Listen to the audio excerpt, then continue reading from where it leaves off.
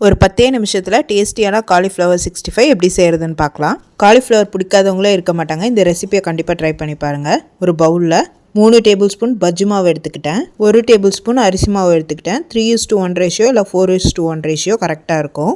பஜ்ஜி மாவும் அரிசி மாவும். நம்மளுக்கு இந்த 65 வந்து நல்லா கிறிஸ்பியாக கிடைக்கும் இந்த ரேஷியோவில் ஆட் பண்ணிங்கன்னா. கூடவே அரை டீஸ்பூன் பெருஞ்சீரக பொடி, கொஞ்சமாக தண்ணி சேர்த்து திக் பேஸ்ட்டாக மிக்ஸ் பண்ணி வச்சுக்கோங்க.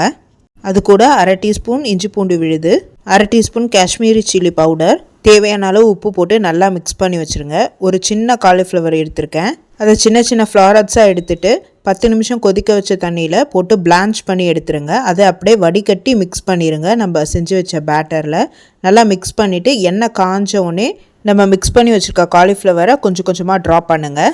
ஒரு 3 மினிட்ஸ்க்கு டிஸ்டர்ப் பண்ணாதீங்க. அதுக்கப்புறம் திருப்பி நல்லா மிக்ஸ் பண்ணி விட்டு குக் பண்ணுங்கள். ஒரு 5 to 8 மினிட்ஸ் ஆகும் குக் ஆகிறதுக்கு. குக் ஆன பிறகு பிளேட்டில் மாற்றி வச்சுருங்க.